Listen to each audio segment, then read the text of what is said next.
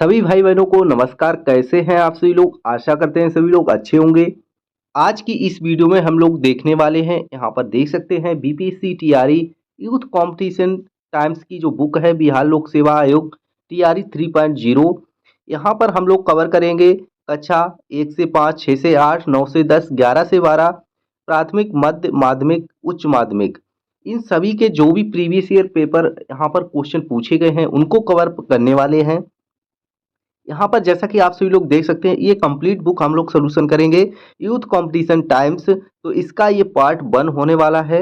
और यहाँ पर जो है ये देख सकते हैं जो पेपर हुए हैं प्रीवियस ईयर। तो यहाँ पर 1 to 5 का जो 14/12/2023 का यहाँ पर सोल्व पेपर है, 6 to 8 का है, 9 to 10 का है।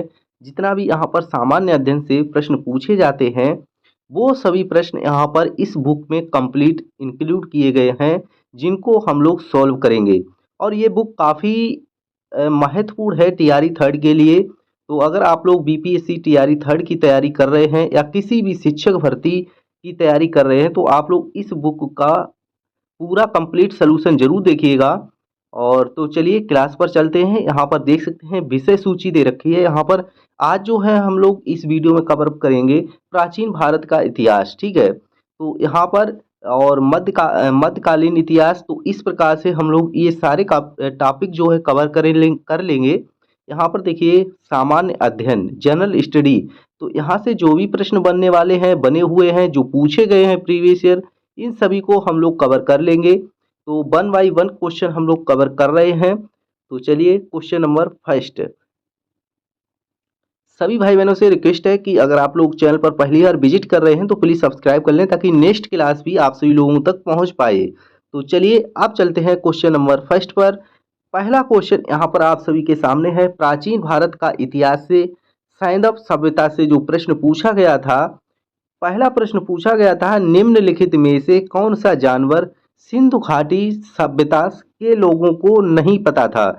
अब आपको यहाँ पर देखिए बताना है कि जो यहाँ पर सिंधु घाटी सभ्यता के लोगों को कौन सा जानवर नहीं पता था। क्या बैल के बारे में नहीं पता था, घोड़ा के बारे में, हाथी के बारे में? देखिए यहाँ पर सबसे पहले तो बता दूं, यहाँ पर जो बीपीएससी ने इसका जो उत्तर माना था वो है घोड़ा। घोड़े के बारे में नहीं पता था, लेकिन इसका जो राइट आंसर है वो है उपयुक्त में से कोई नहीं, ठीक है। अब यहाँ पर आप सभी लोग इसका फुल डिटेल यहाँ पर कंप्लीट डिटेल से भी देखेंगे। यहाँ पर देखिएगा इन्होंने साफ बताया है सिंधु घाटी सभ्यता के लोगों को बैल, घोड़ा, हाथी आदि पशुओं के बारे में जानकारी थी। तो यहाँ पर क्या हुआ कि यहाँ पर देखिए तीनों के बारे में जानकारी थी, तो इसका मतलब है उपयुक्त में से कोई नहीं, ऑप्शन डी बिल्कुल राइट रहेगा।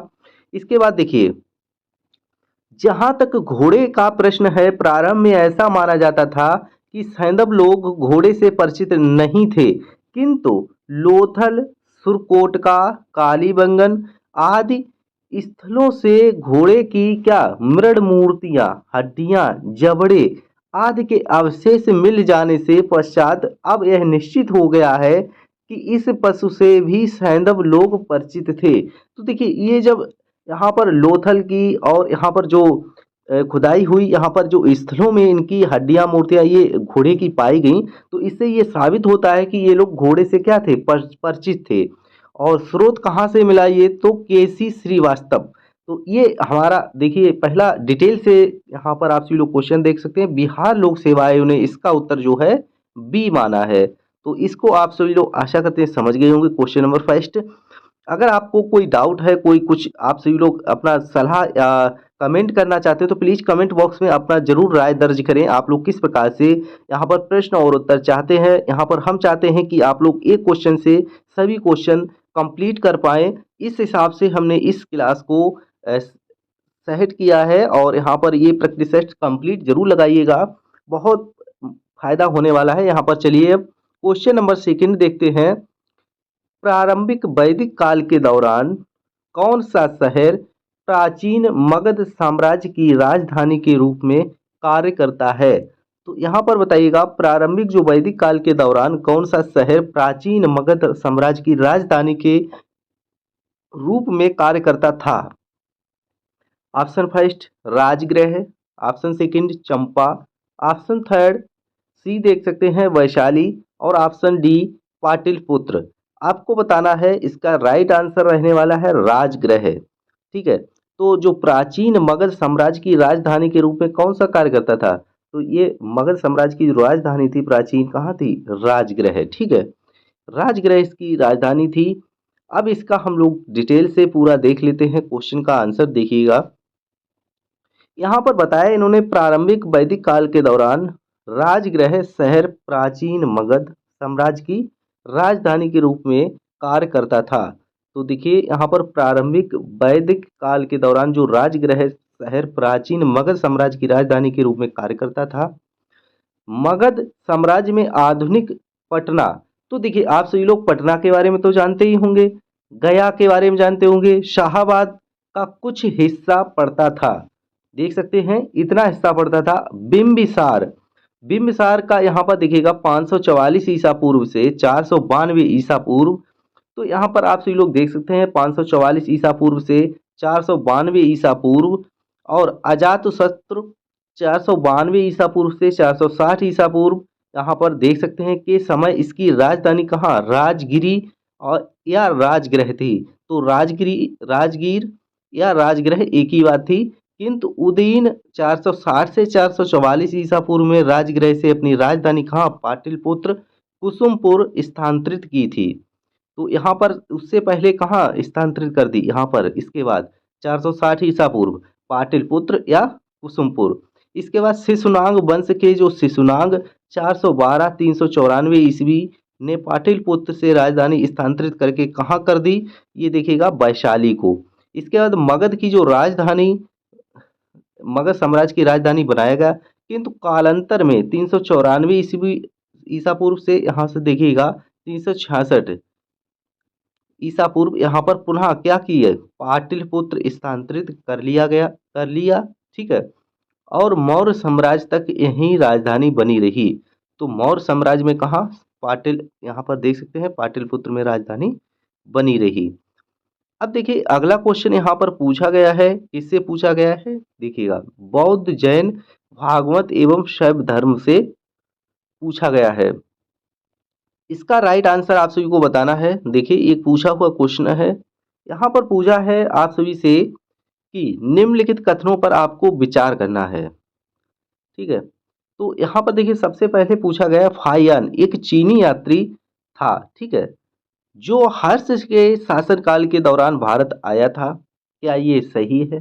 दूसरा, हेन सांग एक चीनी बौद्ध भिक्षु थे जिन्होंने चंद्रगुप्त द्वितीय के शासनकाल के दौरान भारत का दौरा किया था, क्या ये दोनों ऑप्शन जो हैं सही है, केवल फर्स्ट है, केवल सेकंड है, या फर्स्ट या सेकंड दोनों है, या उपरयुक्त में से कोई नहीं। तो इसका राइट आंसर जो बनने वाला है आप सभी लोग देख सकते हैं उपरयुक्त में से दोनों जो ये ऑप्शन दे रखे हैं ये गलत हैं। सही क्या है इसको जान लीजिएगा। फाहियान जो है एक चीनी बौद्ध तीर्थयात्री था जो चंद्रगुप्त द्वितीय के शासनकाल के दौरान आया था। तो यहाँ पर जो फाहियान आया था चंद्रगुप्त द्वितीय के शासनकाल में आया था, यहाँ पर हर्ष दे रखा है इसलिए ये गलत है। ठीक है, अब बात करेंगे आगे, देखिएगा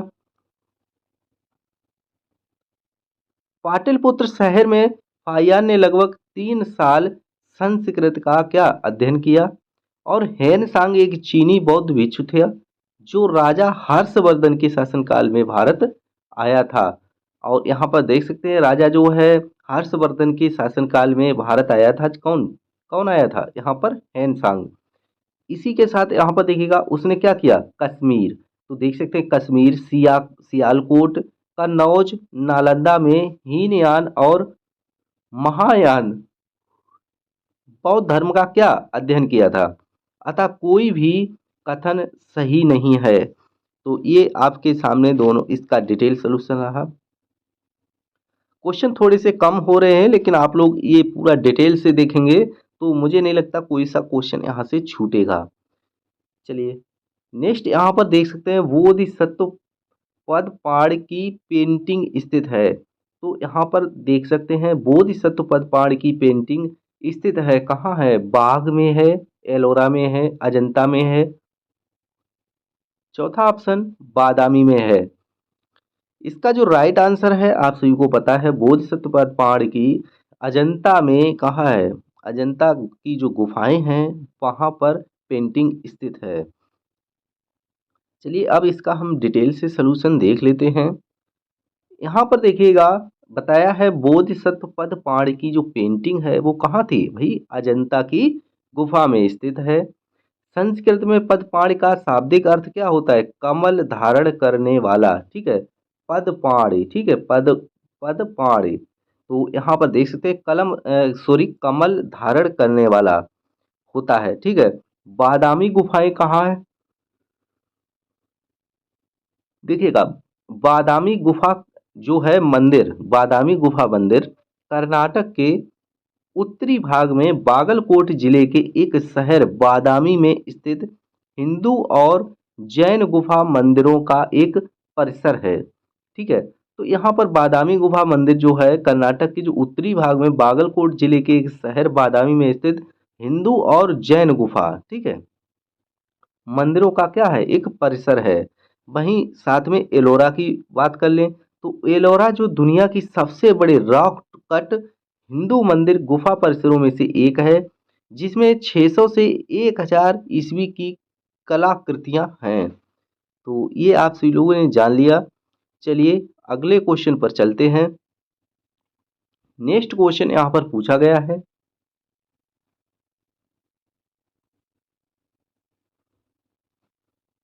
अगला क्वेश्चन देखिएगा।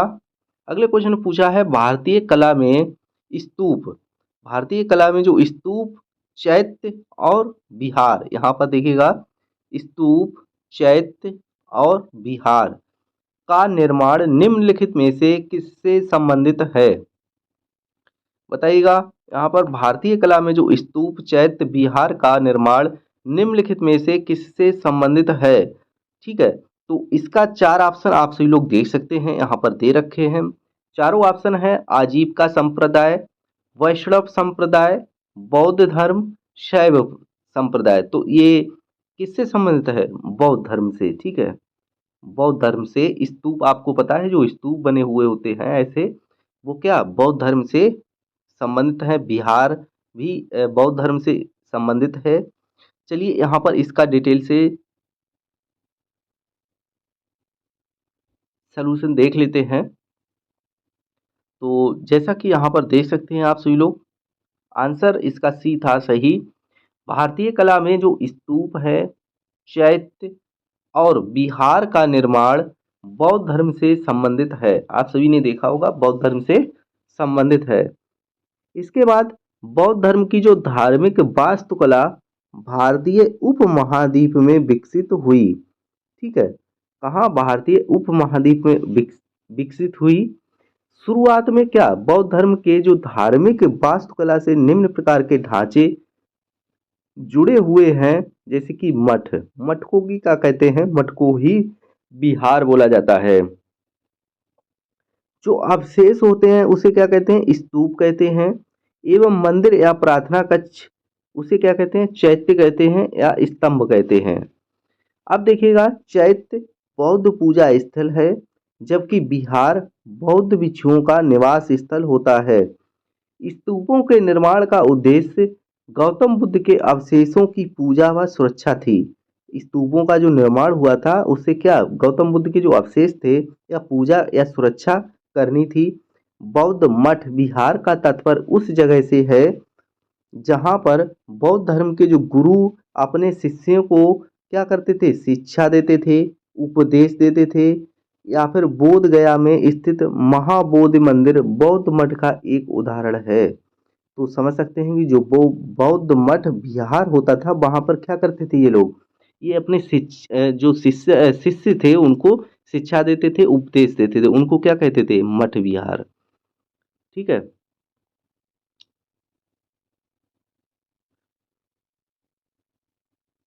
इसी के साथ आप चलेंगे नेक्स्ट क्वेश्चन, अगले क्वेश्चन पर। यहाँ पर बताइएगा, देख सकते हैं पूछा गया है 16 महाजनपद से क्वेश्चन है। अगले इस क्वेश्चन में पूछा गया है मगध एवं अंग के मैदान निम्नलिखित में से किसके हिस्से हैं? यहाँ पर बताइएगा, मगध एवं जो अंग के मैदान निम्नलिखित में से किसके हिस्से हैं?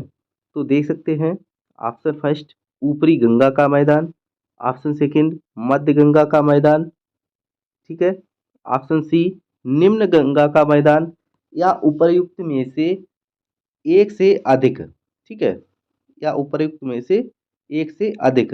अब इसका राइट आंसर आप सभी को बताना है, या नन ऑफ द एबव, या इनमें से कोई नहीं। अब आप जो भी क्वेश्चन आएंगे वो आपको पता है 5 ऑप्शन आने लगे हैं बीपीएससी, और ये क्वेश्चन आप सभी लोग देख सकते हैं कहाँ कब पूछा गया है।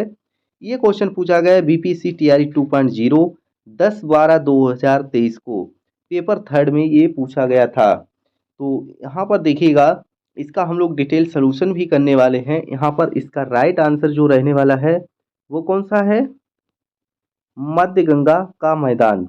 अब देखिए, ये तो क्वेश्चन पूछ लिया गया टीआरई 2.0 में, लेकिन इसी से संबंधित जितने भी प्रश्न बनेंगे ये हम लोग सॉल्यूशन में देख लेते हैं।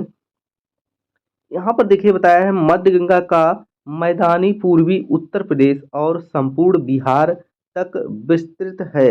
इसकी औसत ऊंचाई कितनी है, 50 से 100 मीटर है, ठीक है। जो मध्य गंगा का मैदानी पूर्वी उत्तर प्रदेश और संपूर्ण बिहार तक विस्तृत है, तो इसकी औसत जो ऊंचाई है वो कितनी है, 50 से 100 मीटर तक है। मगध एवं अंग मध्य गंगा मैदान में स्थित हैं। मध्य गंगा का मैदान कृषि के लिए प्रसिद्ध है। तो यहाँ पर सबसे ज़्यादा कृषि अर्थात खेती होती है और खेती के लिए प्रसिद्ध है, और यहाँ पर देख सकते हैं कि 50 से 100 मीटर तक औसतन इसकी ऊंचाई है। अगला क्वेश्चन आप सभी के सामने मौर्य एवं मौर्योत्तर काल से संबंधित है। यहाँ पर देखिएगा इस क्वेश्चन में क्या पूछा गया है। पूछा गया है कौटिल्य किस स्थान में राजनीति विज्ञान और अर्थशास्त्र के प्रधानाध्यापक थे। जो कौटिल्य थे वो किस स्थान में राजनीति विज्ञान और अर्थशास्त्र के प्रधानाध्यापक थे। देखिए यहाँ पर क्वेश्चन ये आया था BPSC school teacher 2023 paper third shift second में, ठीक है। तो इसका जो ऑप्शन फर्स्ट दे रखा है नालंदा, पाटलिपुत्र, तक्षशिला, उपर्युक्त में से एक से अधिक, या उपर्युक्त में से कोई नहीं। आप सभी ने देखा कि यहाँ पर इसका आंसर जो है तक्षशिला एकदम सही आंसर होगा। कौटिल्य किस स्थान में राजनीति विज्ञान, तो तक्षशिला में। कौटिल्य ने अर्थात कौटिल्य किस स्थान में राजनीति विज्ञान और अर्थशास्त्र के प्राध्यापक थे, तो कहाँ थे, तक्षशिला में। अब चलिए इसका डिटेल से देखिएगा। इसका डिटेल से दे रखा है कौटिल्य जिन्हें चाणक्य के नाम से भी जाना जाता है, एक प्रसिद्ध क्या थे, भारतीय अर्थशास्त्री, दार्शनिक और राजनीतिक सलाहकार थे। ये प्राचीन तक्षशिला विश्वविद्यालय में राजनीति विज्ञान और अर्थशास्त्र के क्या प्रधानाध्यापक थे, जो विश्व के सबसे पुराने विश्वविद्यालय में से एक था और प्राचीन भारत में शिक्षा का केंद्र था। देख सकते हैं प्राचीन भारत में क्या था, शिक्षा का केंद्र था, क्या, तक्षशिला में, ठीक है। विश्वविद्यालय के सबसे पुराने विश्वविद्यालय में से एक था, ठीक है। तो ये कहाँ, तक्षशिला के विश्वविद्यालय में राजनीति विज्ञान और अर्थशास्त्र के प्राध्यापक थे। तो आप सभी लोग इसको याद रखना है, तक्षशिला इसका सही आंसर होगा। नेक्स्ट क्वेश्चन में हम लोग अब देखेंगे। अगले क्वेश्चन में देखिए क्या पूछा गया है।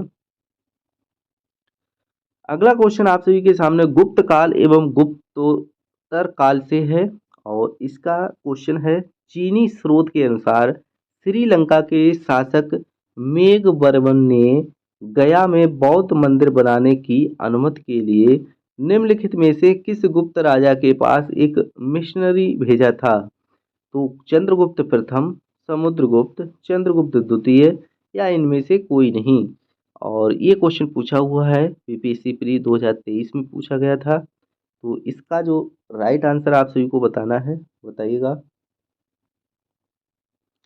तो देखिए इसका जो राइट आंसर है ऑप्शन बी सही हो जाएगा, क्या, समुद्रगुप्त, ठीक है। समुद्रगुप्त इसका राइट आंसर है। इसका चलिए डिटेल से भी सलूशन आप सभी को दिखा देते हैं। यहाँ पर इसका जो डिटेल सलूशन है देखिएगा, चीनी स्रोत के अनुसार श्रीलंका के जो शासक मेघवर्मन ने गया में बौद्ध मंदिर बनाने की अनुमति के लिए गुप्त शासक समुद्रगुप्त के पास एक मिशनरी भेजा था। तो यहाँ पर क्या समुद्रगुप्त इसका सही आंसर हो जाएगा। ठीक है, तो समुद्रगुप्त इसका राइट आंसर है। चलिए विविध से संबंधित अब जो भी प्रश्न है वो भी देख लेते हैं। इसका क्वेश्चन नंबर देखिएगा क्या पूछा गया है। नेक्स्ट क्वेश्चन है, राजनीति की प्रारंभिक पुस्तक जो है नीति सार किसके द्वारा लिखी गई। तो यहाँ पर देखिएगा राजनीति की जो प्रारंभिक पुस्तक थी नीति सार किसके द्वारा लिखी गई। तो ऑप्शन फर्स्ट कौटिल्य के द्वारा, काम मंदक के द्वारा, या फिर चरक के द्वारा, या इनमें से कोई नहीं। तो इसका जो राइट आंसर है आप सभी देख सकते हैं कामंदक। ठीक है, कामंदक। राजनीति की जो प्रारंभिक पुस्तक नीति सार किसने लिखी, कामंदक ने लिखी। ठीक है, कामंदक के द्वारा लिखी गई। अब इसका देखिएगा डिटेल से एक बार देख लीजिएगा। राजनीति की प्रारंभिक पुस्तक नीति सार के लेखक कामंदक हैं। यह पुस्तक कौटिल्य के अर्थशास्त्र पर आधारित है। इसमें प्राचीन भारत की जो राजनीति, कूटनीति और राजकीय परिदृश्य का वर्णन किया गया है। यह पुस्तक गुप्त काल में लिखी गई। ये सभी पॉइंट आपको याद रखना है। ये पुस्तक कब लिखी गई, तो गुप्त काल में लिखी गई। प्राचीन भारत के जो राजनीति, कूटनीति और राजकीय परिदृश्य का वर्णन किया गया है इसमें। ये सभी प्रश्न बन सकते हैं आप सभी के लिए, काफी महत्वपूर्ण हैं। अब देखिए क्वेश्चन नंबर नेक्स्ट 10 नंबर का आप सभी के सामने है। यहाँ पर देखिए आपको सही मैच करना है, मिलान करना है, कौन सा आंसर इसका सही होगा। तो देखिए अब आपको बताना है, सूची को सुमेलित करना है। आपको बताना है सूची फर्स्ट और सूची सेकंड के बाद चरक जो है किससे संबंधित है। तो चरक किससे, चिकित्सा से संबंधित हो जाएगा। ठीक है, उसी के साथ यहाँ पर देखिएगा ब्रह्मगुप्त किससे संबंधित है, तो ये हो जाएगा गणित से संबंधित। ब्रह्मगुप्त यहाँ पर किससे संबंधित है, गणित से संबंधित।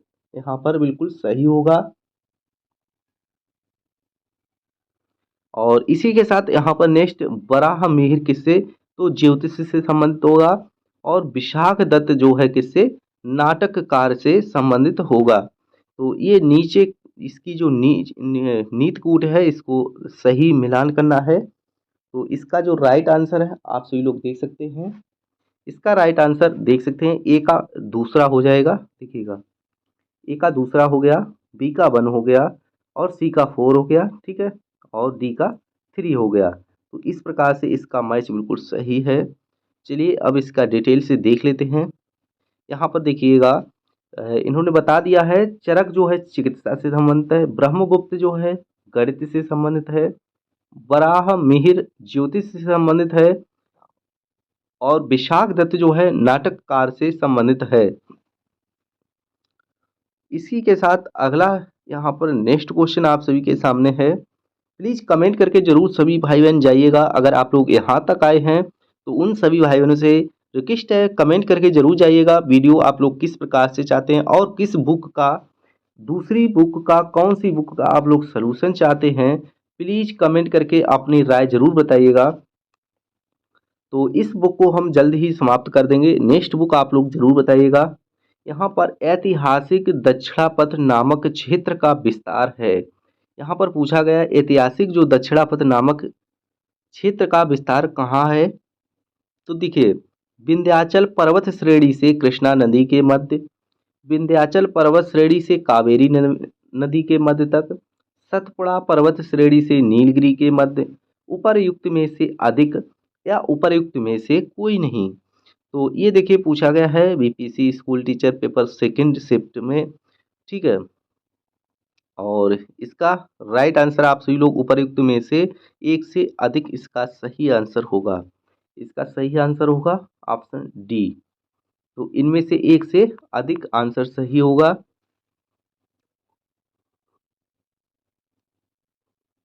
तो अब यहाँ पर इसका डिटेल से देख लेते हैं। भारतीय इतिहास में दक्षिणापथ क्षेत्र के तहत जो विंध्य पर्वत श्रेणी से कृष्णा नदी एवं कावेरी नदी तक के क्षेत्रफल को शामिल किया जाता है। इसमें सतपुड़ा से नीलगिरी पर्वत श्रेणी का क्षेत्र भी शामिल है। अतः उपर्युक्त में से एक से अधिक विकल्प सही होंगे। इस प्रकार विकल्प डी उत्तर अभीष्ट सही होगा। तो यहाँ पर देख सकते हैं कौन कौन से सही होंगे। तो यहाँ पर देख सकते हैं कृष्णा से कावेरी, यहाँ पर कृष्णा से कावेरी नदी का जो क्षेत्रफल है ये यहाँ पर संबंधित है, और सतपुड़ा से नीलगिरी के मध्य, तो एक से अधिक ये सही होंगे। चलिए नेक्स्ट अब हम लोग कवर करेंगे क्वेश्चन मध्यकालीन इतिहास से। ठीक है, तो मध्यकालीन इतिहास से हम लोग कवर करने वाले हैं क्वेश्चन।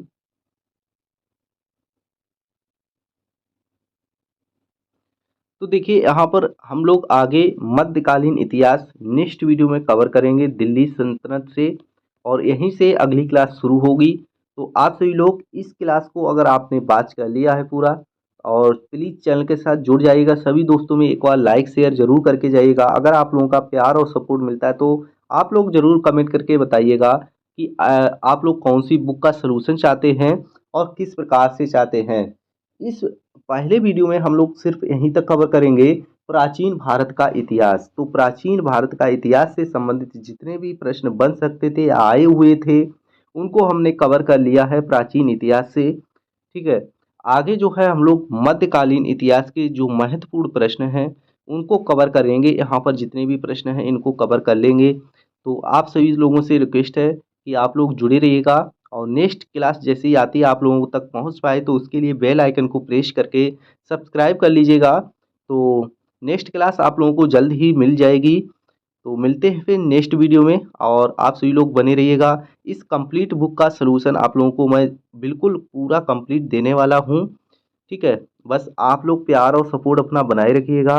यहाँ तक आए हैं तो प्लीज़ आप सभी से रिक्वेस्ट है एक बार लाइक करके ज़रूर जाइएगा, और हो सके तो आपके पास कोई ग्रुप है या कुछ भी तो प्लीज़ आप यहाँ पर सपोर्ट ज़रूर करें। तो इसी के साथ इस क्लास को यहीं पर समाप्त करते हैं। मिलेंगे फिर नेक्स्ट वीडियो में नई वीडियो के साथ। इससे आगे जो भी क्वेश्चन होंगे उनको कवर करेंगे। तो तब तक के लिए इस क्लास को समाप्त करते हैं, विदाई लेते हैं। जय हिंद, जय भारत।